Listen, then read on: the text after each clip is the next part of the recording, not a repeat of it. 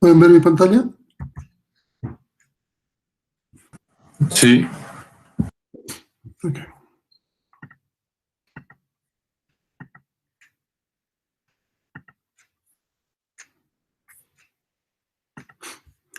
Empecemos.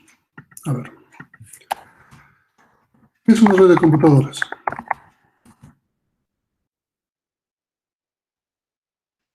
¿Alguien me puede decir?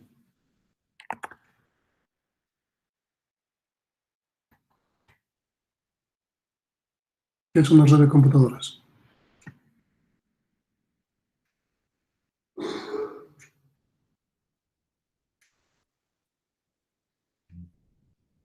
Vamos, tenían que haber leído la primera página, por lo menos. Díganme qué es una red de computadoras. Es un conjunto de computadoras conectadas entre sí. Ok. Es un conjunto de computadoras conectadas entre sí. Así de simple.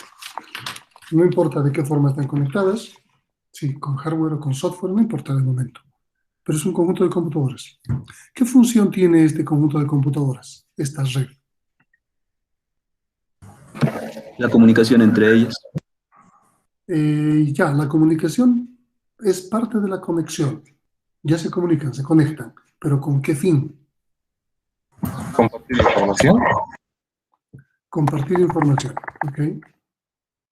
¿Para qué más? Compartir recursos. ¿Ok? ¿Para qué más?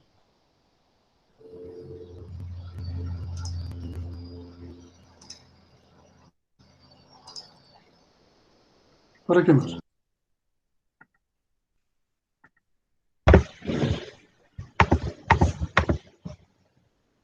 ¿Qué más podemos hacer con una red? No hay chat, todo es micrófono.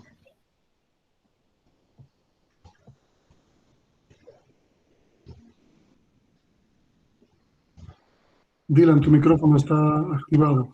Si no tienes nada que decir, desactívalo. Compartir información, compartir recursos. ¿Qué más? ¿Para qué más utilizamos una red? Envío de mensajes. Ya, ¿cómo le llamaríamos eso de manera general? Cuando chatean. ¿Comunicación? Exactamente. Entonces tenemos comunicación. ¿Para qué más?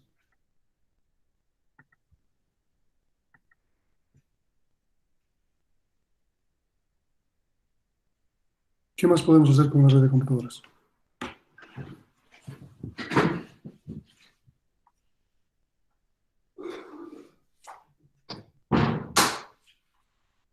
Algo más tenemos que hacer. ¿Qué más se puede hacer? Jugar en línea. Ok, entonces, ocio, entretenimiento.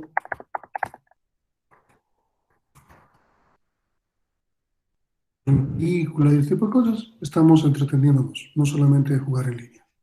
¿Qué más se puede hacer con una red de computadoras?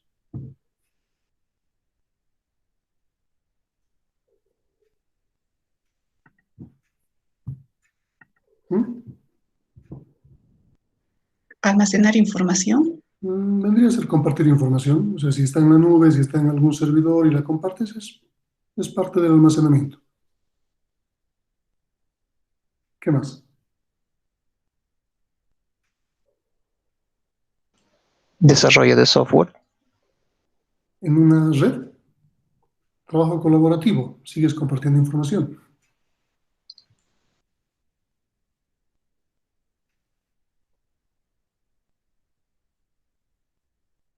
¿Qué más?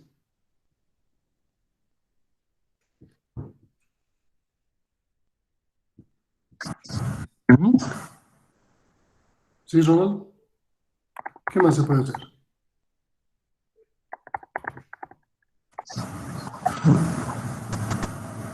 Control y monitoreo. ¿Qué se refiere por eso? Ronald, tu micrófono. ¿A qué nos referimos con control y monitoreo? ¿Ok? Vamos a poner el ejemplo de la energía eléctrica que nos llega a la casa. Resulta que en Bolivia hay varios generadores de electricidad, hidroeléctricas, queman gas, queman castaña, o bueno, su desperdicio, generan energía eólica, hay fotovoltaica, tenemos muchas fuentes de energía generadoras. Y esas generadoras de energía se concentran en algún momento y ingresan a algo que se llama Sistema de Energía Nacional o de Sistema Interconectado Nacional, así se llama. Pero alguien tiene que controlar eso. Es decir, una ciudad, Cochabamba, necesita energía. Entonces alguien tiene que proveerle la energía. Alguien tiene que decir, viene de esta generadora y va para esta demanda. La Paz necesita energía, viene de esta generadora y va para esta demanda. En Cochabamba hay carnaval, entonces están haciendo una gran fiesta. Está haciendo frío, están utilizando calefacción. Está haciendo demasiada calor, están usando mucho más refrigeración, ventilación. Entonces la demanda crece. Entonces esa demanda crece y alguien tiene que decir necesita más. Entonces no solamente le voy a poner la hidroeléctrica que está en, no sé, en Corani, voy a poner de Valle Hermoso, voy a introducir de Oruro, de Pando, no importa. Están metiendo, están introduciendo generación de energía para que alguien consuma. ¿Cómo lo hacen? Monitores enormes a través de un sistema de red controlado. Ellos a través del monitor simplemente en la gráfica pueden cesar y abrir circuitos. Un switch, presionar un botón. Y lo que están haciendo es generar un flujo de energía hacia una ciudad o cesar el flujo de energía de una ciudad. Cuando hay un corte, significa que la generación ha fallado, algo ha pasado con la transmisión. Entonces ellos tienen que cambiar de generadora y hacer que otra vez haya energía en esa ciudad. Están monitoreando y controlando remotamente a través de una red. En las empresas pueden arrancar máquinas, parar máquinas, todo a través de una red de computadoras. Entonces el control y monitoreo a nivel industrial es fuerte en una red. Estas son las funciones más básicas, si quieren, o las más conocidas de lo que es una red de computadoras. Pero ¿desde cuándo tenemos red de computadoras? ¿Alguna idea?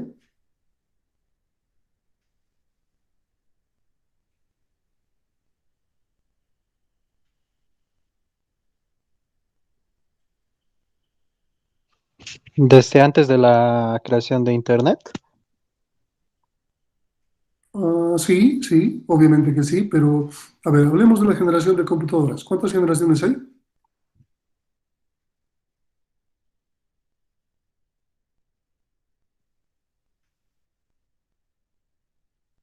¿No saben cuántas generaciones de computadoras hay?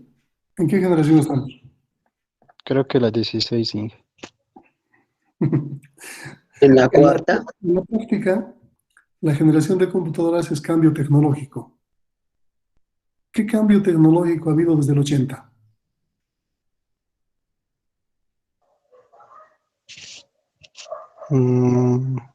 A ver, ¿cuál es la primera generación de computadoras? Entonces, para que entendamos mejor. Las mecánicas. Las que tenían válvulas al vacío, las lámparas. Ah, Y eran circuitería, o sea, una serie de cables que se enchufaban de un lado a otro para armar circuitos.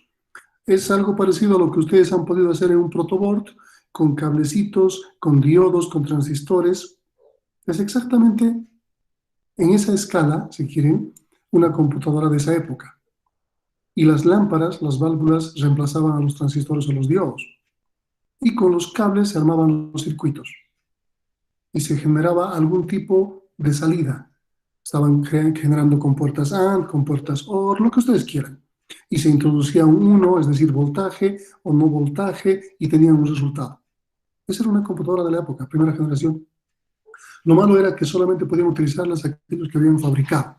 No había alguien que podía utilizarla. Era bien complicado. Segunda generación, ¿cuál es? la de transistores. Ok, se reemplaza la lámpara por un transistor.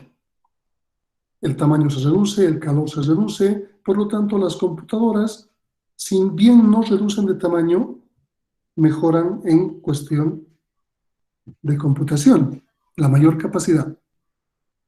Se ha reemplazado un transistor por una lámpara. Perdón, al revés, una lámpara por un transistor. ¿Alguien ha visto una lámpara? ¿Conocen las lámparas? ¿Nadie conoce De la las, ¿Son muy jóvenes? de las TVs antiguas, las que tenían que calentar. Ok, las televisiones de tubo de rayos catódicos, aquella que tiene una pantalla grande, no importa color blanco y negro, esa es una lámpara, que tiene su ánodo, su cátodo, etcétera, etcétera. Es una lámpara. Es la última lámpara que hemos estado manteniendo. Todavía en mi casa tengo 2 televisores de ese tipo. Ahí están en algún lado. Entonces muchos todavía han visto esos televisores. No todos han nacido con pantalla plana, ¿verdad? Entonces ahí tienen una lámpara, un ejemplo. Claro que no eran de ese tipo las lámparas, pero ese era el principio. Transistores al principio eran muy grandes, sin embargo han reemplazado las lámparas, el calor ha disminuido, la ventilación ha sido menos necesaria y el poder o el cómputo ha subido. Tercera generación. Bueno, en esa generación no existen redes, ni en la primera ni en la segunda. Apenas teníamos una máquina. Una máquina de segunda generación implica que ya alguien puede programar, ya no es solamente el fabricante. Entonces empiezan a generar lenguajes como COBOL, como Fortran, lenguajes que permiten programar. No hay redes. Apenas hay sistemas operativos. Tercera generación.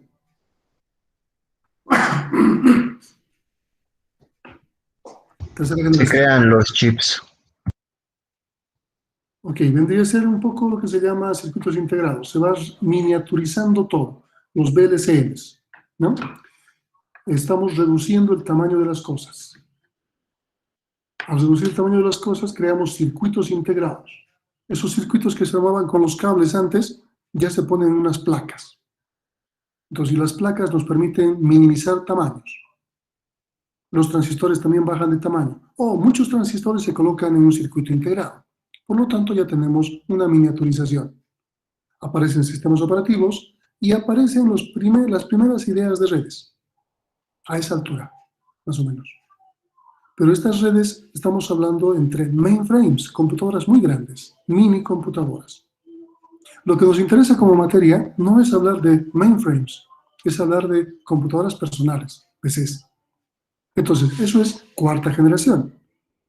¿Cuál es la característica de la cuarta generación? Aunque ya lo he dicho. La aparición de sistemas operativos y interconexiones básicas. No.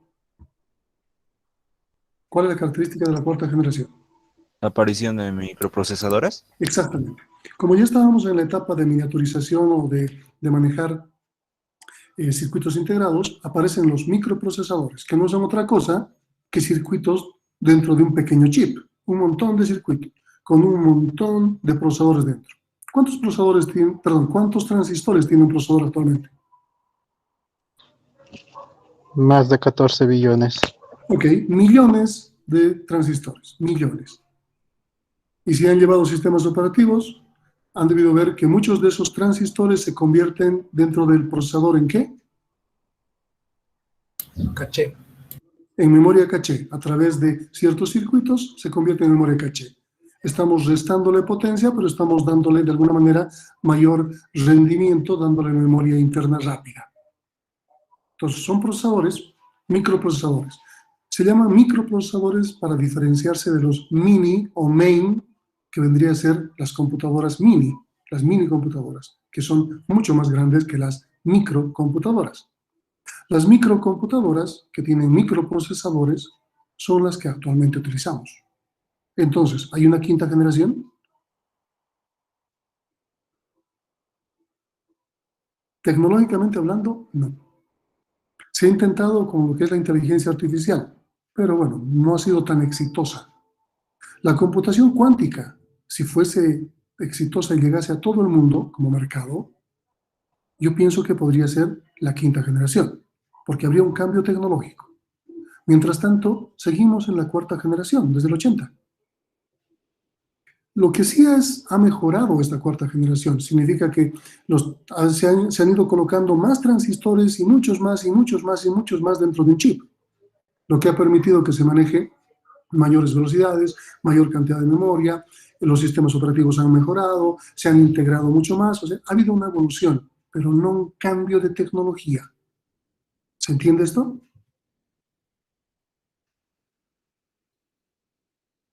Podemos tener la máquina más poderosa, pero sigue siendo PC. Sigue siendo una computadora personal. Cuarta generación. O sea, hay muchas clasificaciones que podrían diferenciar diferentes elementos, pero estamos hablando de tecnología. La tecnología no ha cambiado. En un cierto momento ha habido un intento que IBM ha propuesto con algo que le he llamado PS, un cambio de arquitectura. Pero por cuestiones de monopolio, IBM ha perdido la demanda y ha dejado de fabricar PSs. Y nos hemos quedado no con lo mejor, que son las PCs. Las PSs eran mucho mejor. ¿Cuál era la característica de una PS? ¿Alguien sabe?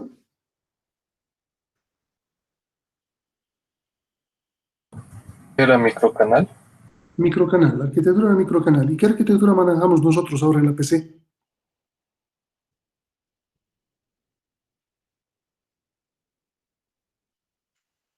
La de 3 buses. ¿Qué buses son?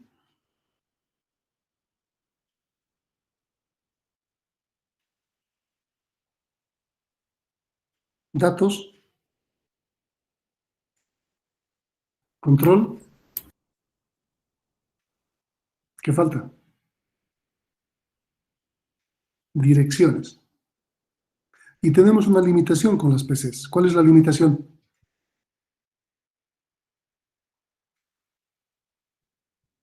Si nuestro procesador tiene 32 bits, ¿cuál es la limitación? 2 a la 32. Exactamente, 2 a la n, 2 a la 32, 4 GB de direccionamiento. Entonces nuestra memoria RAM no puede crecer más allá de eso. Tenemos una limitación con la arquitectura de las PCs actuales. Y que los sistemas operativos han buscado un montón de trucos para intentar saltar esas limitaciones. Pero con la PS hubiese sido más fácil. De todas maneras, nos hemos quedado con lo que nos hemos quedado. Ok, para entender un poco redes. ¿Existen redes en PCs? Ahora sí, pero desde el principio no. Entonces vamos a partir haciendo un poco de historia. ¿Hasta ahí alguna pregunta?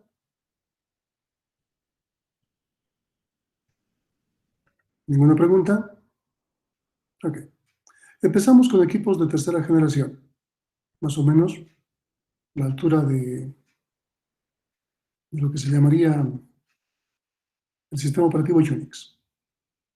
Unix, colocado en una mainframe, por eso estoy hablando de una tercera generación.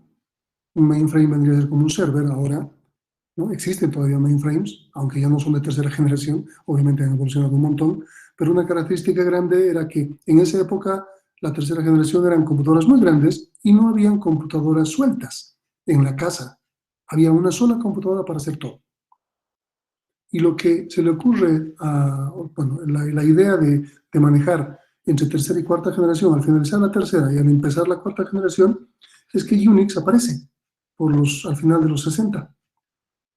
Unix tiene una gran particularidad, algo que se llama time sharing, tiempo compartido. ¿Alguien me puede decir qué es el tiempo compartido?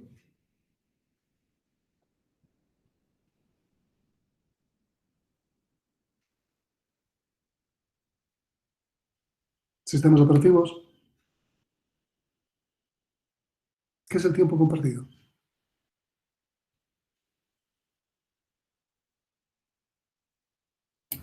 Compartir entre varios un mismo recurso. ¿Cómo?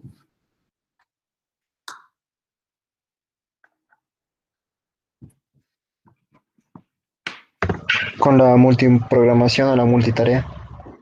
Ok. ¿Qué implicaría la multiprogramación multitarea? Que estamos haciendo que el procesador ejecute n cosas en distintos tiempos, pero una sola cosa a la vez. ¿Verdad? Esa es la lógica. Y eso es el tiempo compartido.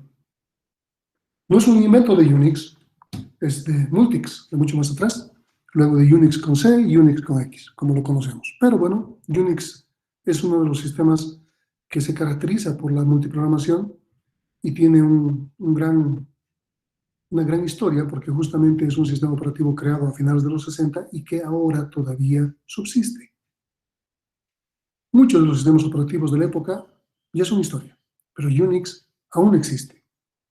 Unix como tal, Unix en su versión HP Unix, IRIX, Sun Solaris, Unix, BSD Unix, Open Unix, un montón. Y en otras versiones como macOS, Linux, que también son Unix. Entonces Unix llegó para quedarse. ¿Y por qué? Porque era un sistema operativo, es un sistema operativo muy robusto. Ha sido bien diseñado y ha permitido que tengamos lo que tenemos. Microsoft Windows no está basado en Unix, pero podría haber sido, porque Microsoft en sus inicios, cuando solamente tenía DOS, ha trabajado con una versión de Unix llamado Xenix. Y Xenix ha llegado hasta cierta versión y luego ha dejado de existir, porque seguramente le han apostado más al DOS que a Unix.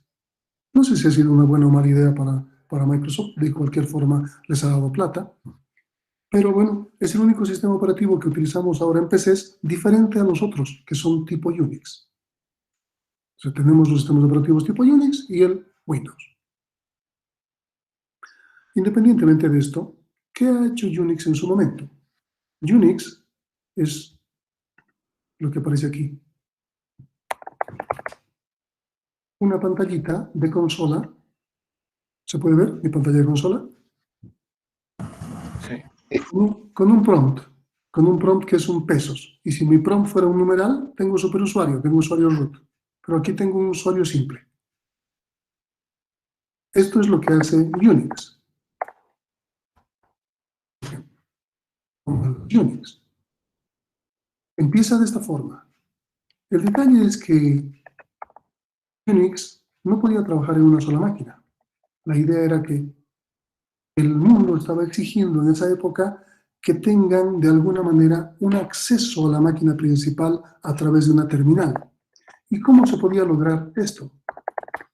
Entonces se empieza a trabajar.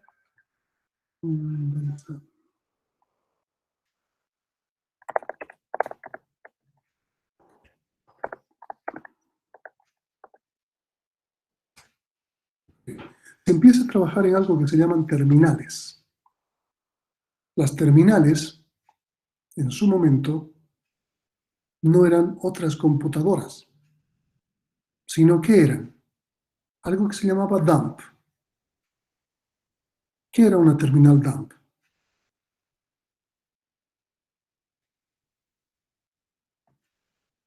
Una terminal tonta.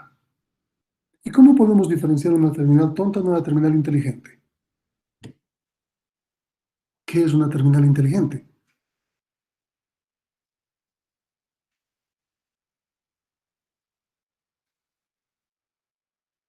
Las computadoras que tenemos actualmente, las PCs, ¿son tontas o inteligentes?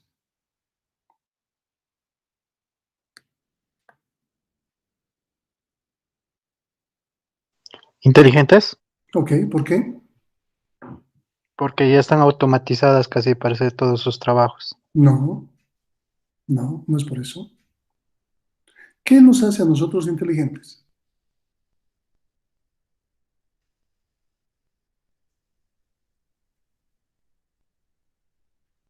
La capacidad de procesar ¿Procesar qué? información. ¿Quién procesa la información a nosotros?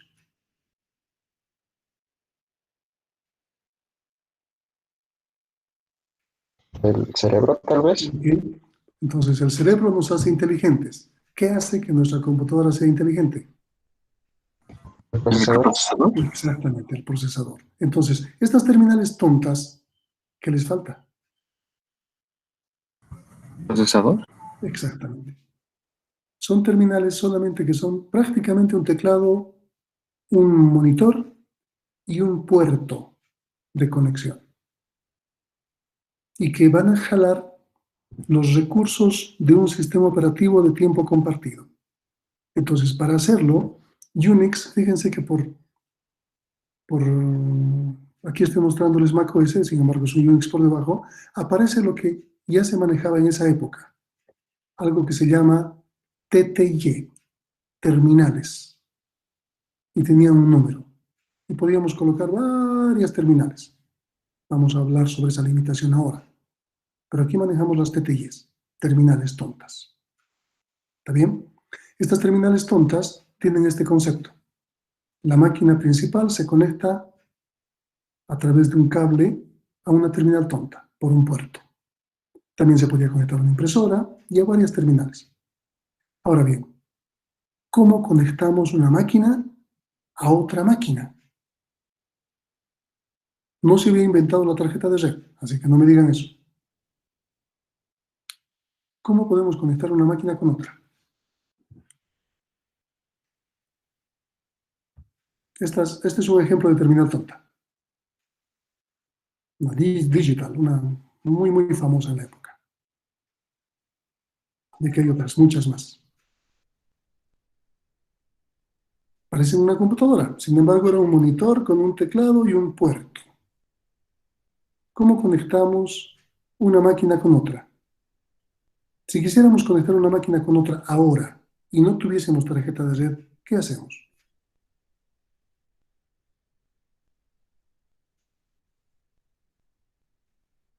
¿Qué hacemos?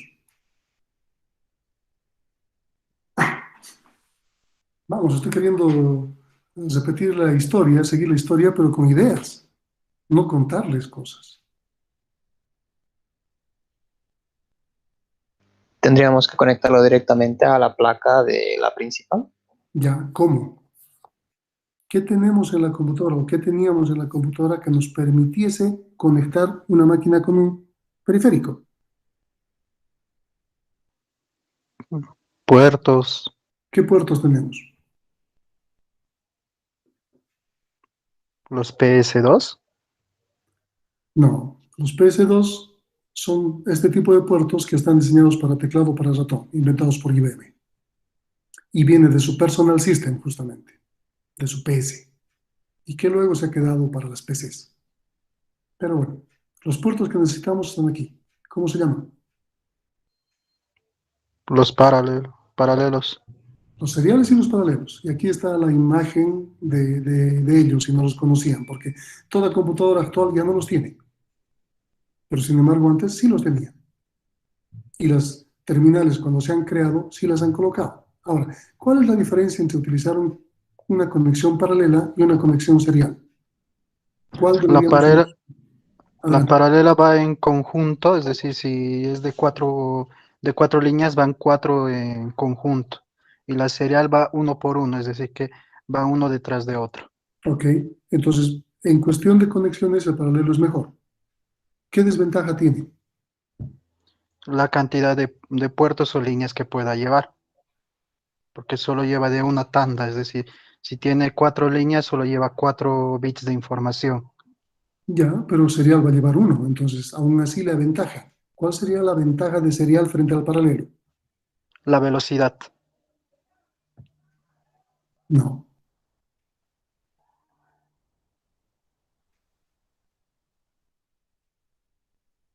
Hay algo que lo diferencia y que le da ventaja al serial. En el caso de haber armado una red con Unix. Como decía su compañero, fíjense, aquí en un DB9, lo que estamos conectando es el 2 y el 3, transmisión-recepción. Y esto se utiliza para tierra. Solamente 2 hilos necesitamos en la práctica. Con la tierra 3. Si ustedes se ponen a pensar cuántos hilos se necesita para un conector USB, Universal Serial Bus, también son 3 hilos. Es una evolución de este conector. USB es una evolución del conector serial. Pero ahora es bastante rápido, ¿verdad? Bueno, eso es otro cuento, otra historia. Pero hablemos de la diferencia entre serial y paralelo. Su compañero nos ha dado una, donde nos aventaja paralelo. Entonces deberíamos usar paralelos. Sin embargo, se han usado seriales. ¿Por qué? Porque el serial es más confiable a distancia. Distancia. Ese es el término adecuado. Los seriales permiten alcanzar mayores distancias que los paralelos. Los paralelos son unos cuantos metros. Los seriales alcanzan decenas de metros. Entonces, si vamos a conectar terminales a un mainframe, a un servidor, tenemos que llevarlos a cierta distancia y no que estén junto a él. Por lo tanto, deberíamos usar conectores seriales. ¿Cuántos conectores seriales tiene una máquina? Normalmente, o ¿cuántos debería tener?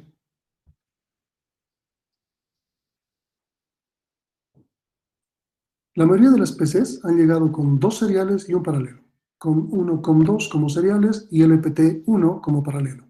Y se podía colocar una tarjeta adicional que nos permitía duplicar esto, es decir, 4 seriales hasta 2 paralelos. Nada más, esa es la limitación. Entonces, haciendo una analogía simple, si yo quiero conectar mi máquina con esta terminal, ya estoy gastando un puerto serial. Con esta otra, un puerto serial. Y si coloco una tarjeta adicional, este puerto serial y este puerto serial. Tengo de COM1 a COM4. Quiero conectar una quinta. Ya no puedo. Entonces se inventa algo en esta época que se llama multiplexor. Serial. Vamos a ver una fotito interesante que nos puede mostrar. Algo por el estilo. Entra uno y salen varios. Es como un cortapicos, un supresor de picos, donde podemos tener un enchufe conectado a la línea y varios para que podamos utilizar con diferentes clavijas. Aquí está un ejemplo, ¿no? Tenemos una forma de tener más conectores. Esto es una tarjeta que se coloca dentro de la máquina y con un cable se maneja eso. Había uno que se llamaba Computon, una marca. Vamos a ver si podemos ver una de esas. Bueno, por lo menos no se ve una que conocía, ¿no? Bueno, el multiplexor serial. Entonces esto nos permite multiplicar la cantidad de terminales que podemos manejar. Había multiplexores que eran como los hubs o los switches actuales. Venían de 8, venían de 16, entonces podíamos tener múltiples terminales tontas. En cada terminal tonta debíamos crear una sesión, así que aparecía el login, contraseña, y luego aparecía el prompt, tal como les he mostrado aquí, ¿no? Aparecía un prompt. Y ahí en el prompt podía hacer lo que yo quiera, si conocía el lenguaje del sistema operativo, o el sistema operativo, perdón. Unix. Ok. También tenemos ahora, entonces esta es la forma de conectar.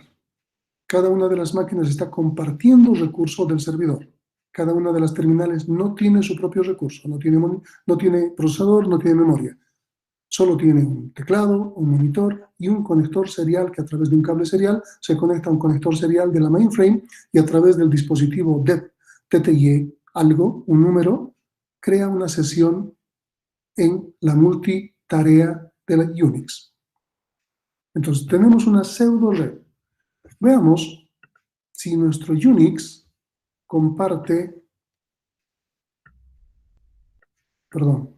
tiene estas funciones específicas que habíamos definido como red. Entonces, ¿comparte información esta pseudo red? ¿Qué opinan?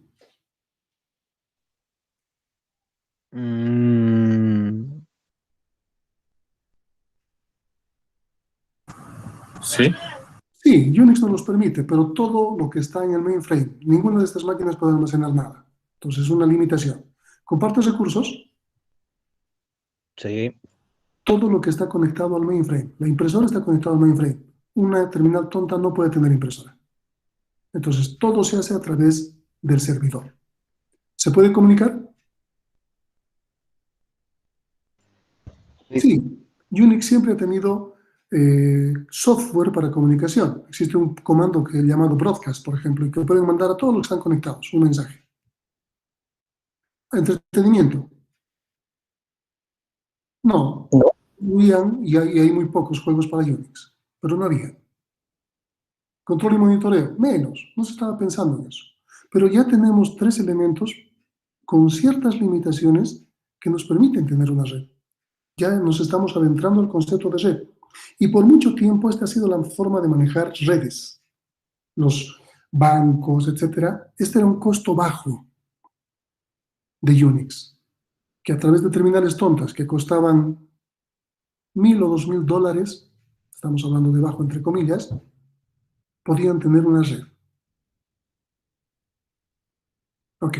Aparece la 4ª generación, la PC.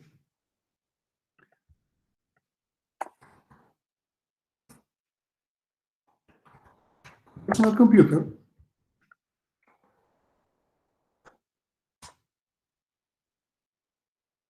tenemos los computadores personales, aquí hay una antigua, una IBM, y eso no es tan antigua porque la antigua debería no tener ratón. Aquí está la foto, ¿no? Es una con doble disquetera, significa que no tiene disco duro, pero sin ratón. Las primeras no tienen ratón. Computadora personal. Entonces, empiezan a aparecer las computadoras personales y esta tiene un sistema operativo llamado DOS, ¿no? El DOS es que cuando ustedes abren el command prompt del Windows, ese es el DOS.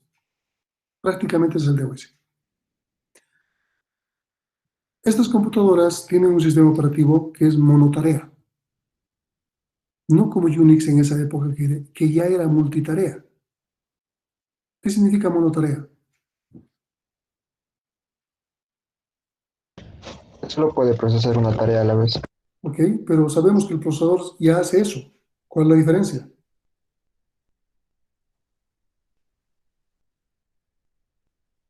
Esas tareas son secuenciales. Ok, no hay una concurrencia como actualmente ocurre. Una tarea se acaba y se empieza la siguiente. Eso es DOS.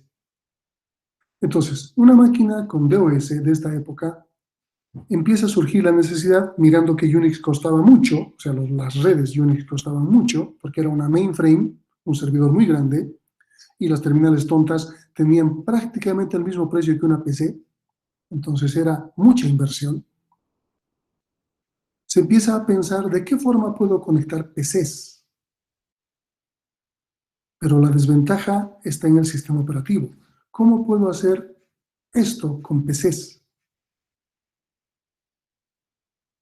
¿Cuál sería la idea? Partamos de lo mismo que Unix. ¿Cuál sería la primera idea?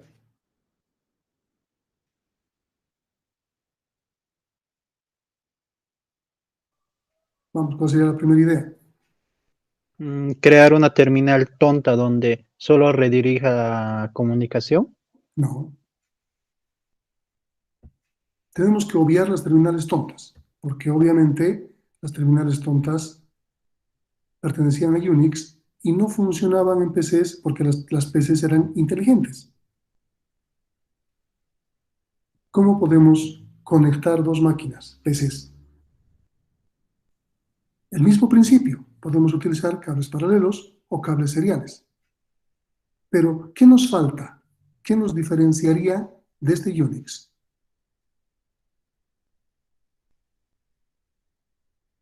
Que ya no necesitamos el mainframe. No. ¿Qué dificultad tendríamos para hacerlo? ¿Qué es lo que facilita la comunicación aquí? La cantidad de puertos. No, independientemente. Vamos a suponer que seguimos con dos puertos seriales, es decir, puedo conectar dos máquinas. Tengo un conjunto de 3 conectadas. ¿Qué me falta? ¿Qué hace que esto funcione y que con PCs no pueda funcionar?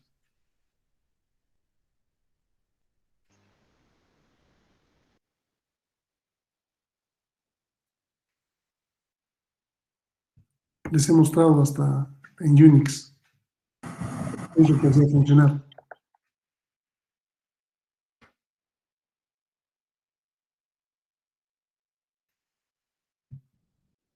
El sistema operativo.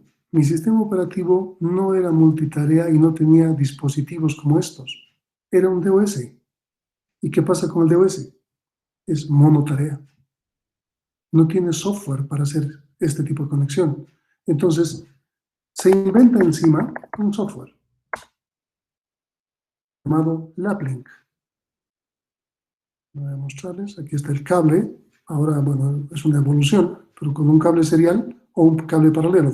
Normalmente con este cable se trabajaba. Este es el cable que se utilizaba. Aún tengo en mi casa este cable. Pero lo que quiero mostrar es la pantalla. Vamos a ver si aparece.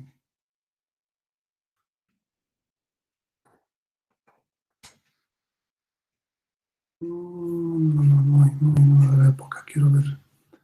Se van a dar cuenta que ustedes lo conocen. Una pantallita azul, pero no como esta.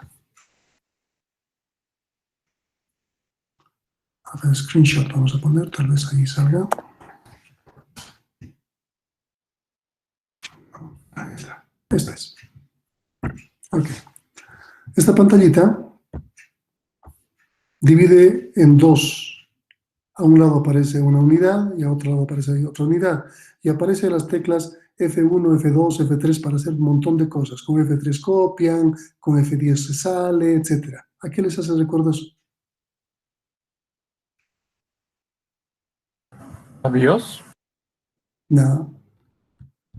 Siempre usan este programa ustedes, nada más que no se llama como tal. Total Commander. Total Commander, Windows Commander, Norton Commander, has recibido un montón de nombres en la época. Fíjense que data de los 80 y su nombre original es LabLink.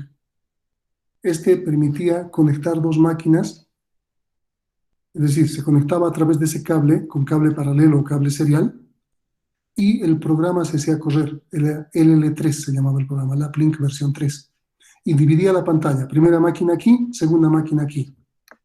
Y eso permitía conectar, copiar. Vamos a ver, aquí debe estar conectado ya. Aquí está. No, aquí estamos viendo qué tipo de cable utilizamos. Puerto, COM1, COM2, COM3, o puede ser un LPT, serial o paralelo. A qué velocidad vamos a transmitir. Se permitía configurar. Pero lo que tenía en la práctica era una división de dos máquinas y en cada uno de los dos lados tenía una máquina y podía copiarse a través de F2, F3, mover, etc. Tal como se trabaja con Total Commander, Windows Commander ahora. Este era el esquema que han creado en esa época. Entonces, ¿qué teníamos en la práctica? Dos máquinas conectadas con un cable y con un programa que permitía compartir información. ¿Podíamos compartir recursos? No. No. ¿Comunicarnos? No. Y menos los demás. Entonces, solo habíamos llegado a cubrir una de lo que ya hacía Unix, pero entre dos máquinas. ¿Podíamos conectar tres? Físicamente sí, pero el programa LabLink solo conecta de dos en dos. ¿O han visto que Total Commander conecte tres pantallas? No. Entonces solo maneja de dos en dos. Así que es un esquema bien restringido, pero no teníamos otra. Entonces se inventa algo, no sé si está aquí, Fantastic. A ver si. Esta era una red que se ha creado mejor que LabLink y permitía conectar con esos mismos conectores más máquinas. No tiene mucho éxito porque ha habido alguien que le ha quitado el protagonismo. Novel Network. Novel Network se ha creado bajo un esquema parecido al de Unix.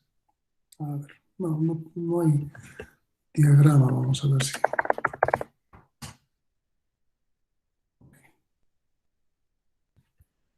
¿Qué pasaba con Novel Network? Tenemos un esquema parecido a este. Fíjense, ahora tenemos un servidor, una máquina PC, que seguramente tenía mejores características que las otras PCs, y instalábamos en esta máquina sobre DOS un software llamado Novel Network. Y en cada terminal inteligente conectado a través de un cable ahora de red, o sea, aparece el concepto de tarjeta de red, se hacía correr un programa sobre DOS llamado ipx.com, un protocolo. Y a través del protocolo ipx.com nos conectábamos a las unidades del servidor. Cada PC podía tener, por ejemplo, un disco duro, unidad C, una disquetera A, una disquetera segunda B, un lector de CD, en la época no existía. Entonces teníamos A, B, C. Con el ipx.com podíamos acceder a un Z, un volumen Z, que era, por ejemplo, el WordPerfect de la época, o a un W, o a un X, que era Lotus, una planilla electrónica de la época, o a un Y, dos puntos, que era Tetris, un juego para DOS. Entonces, ¿qué teníamos en la práctica? Vamos a hacer otra vez esto. ¿Podíamos compartir información? Sí. Pero no era de la máquina que aquí tenía su propio disco duro. Era todo lo que estaba en el servidor.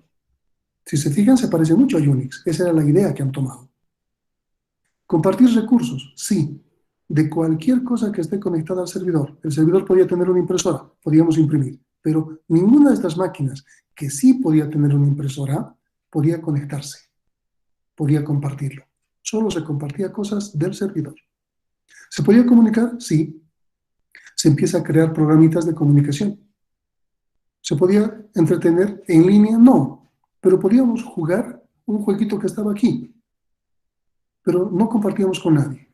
Solo era independiente, como una unidad suelta. Ya teníamos algo más cerca. ¿Qué había posibilitado esto? La creación de una tarjeta de red, que no le pertenece a Novel Network. ¿A quién le pertenece la tarjeta de red? ¿Quién ha creado la tarjeta de red?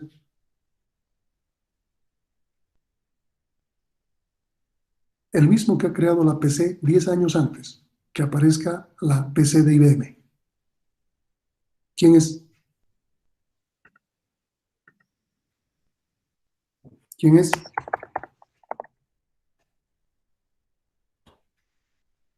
Xerox. Xerox, esta es su máquina Alto, una de las primeras PCs, 10 años antes que la PC de IBM aparezca. O sea, esta es la cuarta generación. Sin embargo, se atribuye a IBM la cuarta generación en los 80. Esto era en los 70. Ellos ya habían creado el ratón. Y recién las Mac aparecen con ratón, en una interfaz gráfica que ellos ya tenían 10 años antes. Pero no solo eso, ellos han creado tarjetas de red. Y recién se ha popularizado 10 años después. Entonces, Novel Network aprovecha y le pone un software. Xerox manejaba otra cosa. Y le pone un software para poder trabajar en una emulación a lo que era Unix en esa época. El detalle es que no se manejaba en este esquema, es decir, un servidor conectado a todas las máquinas. El esquema era un bus. Una de las máquinas era el servidor Novel, de aquí digamos, y las otras eran las terminales inteligentes, conectadas en un bus a través de tarjetas de red. ¿Está claro hasta ahí? Sí. Microsoft aprovecha la idea. Microsoft ya había trabajado antes en un sistema operativo llamado OS2, junto con IBM, en las PS, y que luego, como PS ha dejado de fabricarse, ha dejado de existir también el OS2, como un sistema operativo como tal. Sin embargo, el OS2 ya trabajaba con interfaz gráfica y con ratón. Entonces, Microsoft utiliza esas ideas, le roba otras ideas a Apple, y crea un sistema operativo llamado Windows, que se basaba en DOS. Todas las máquinas utilizaban DOS y podían manejar este esquema. ¿Cuál es la diferencia? Bueno, esto creo que podemos continuar mañana, porque no nos va a alcanzar el tiempo. ¿Cuál es la diferencia? ¿Okay? Aquí, Novel utilizaba un servidor con software Novel, basado en un servidor. Era una red server-based, basada en servidor. ¿Qué hace Microsoft? O sea, la gran introducción, la gran tecnología de Microsoft. Crea las redes llamadas peer-to-peer. Las que estamos viendo aquí. Todas son iguales, ninguna es servidor. Y entonces, ¿cómo tienen red? A través de su sistema operativo llamado Windows, que era un programa, era una aplicación que corría sobre DOS. Si ustedes recuerdan, les he dicho que para que funcione Novel, cada máquina sobre DOS ejecutaba un programa llamado ipx.com. Para Windows, cada máquina que tenía DOS ejecutaba un programa llamado win.com. Y de esa manera teníamos un Windows que tenía una red peer-to-peer, en la cual cada una era igual. Ahora bien, ¿esta red peer-to-peer de Windows podía compartir información? Sí. Ya podía compartir mi disco duro de aquí y todos ellos lo veían. Entonces ya era más abierto que Novel. Habíamos logrado más que lo que Unix ya había hecho. ¿Podemos compartir recursos? Sí. Si aquí una máquina, esta máquina tiene una impresora,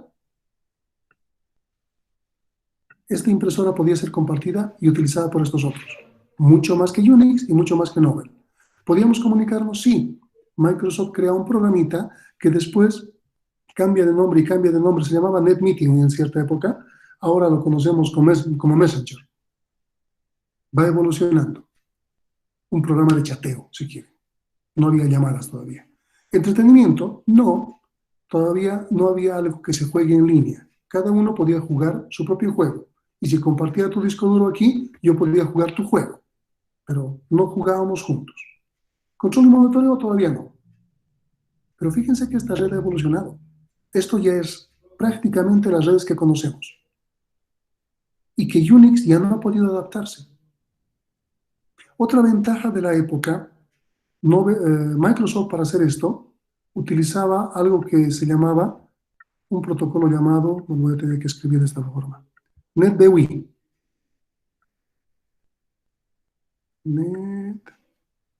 NetBEUI. Este era el protocolo de Microsoft, que permitía hacer lo que acabo de decirles, que estaba por encima de IPX.com. Luego Microsoft ve que la idea de Novel Network y de Unix no era mala. Entonces, aparte de hacer la red peer-to-peer, crea otra red. Vuelve al esquema anterior, que era server-based.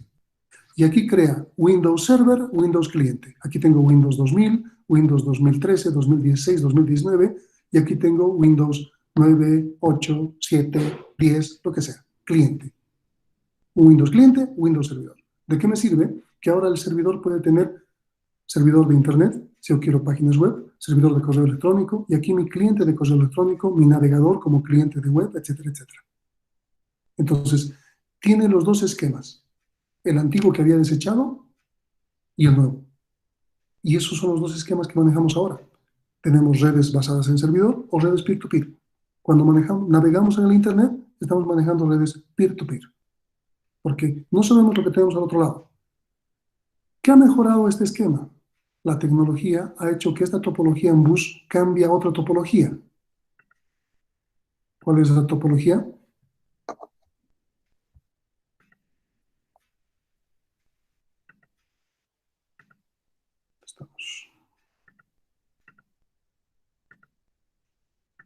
Esto.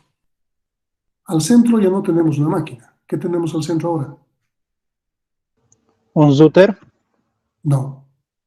Un servidor. No. Ah, no, es un nódulo, creo, si no me equivoco, perdón, de acceso. Un hub o un switch. Eso. Esas son las redes actuales. Al centro ahora tenemos un hub o un switch y la topología ha cambiado, es estrella.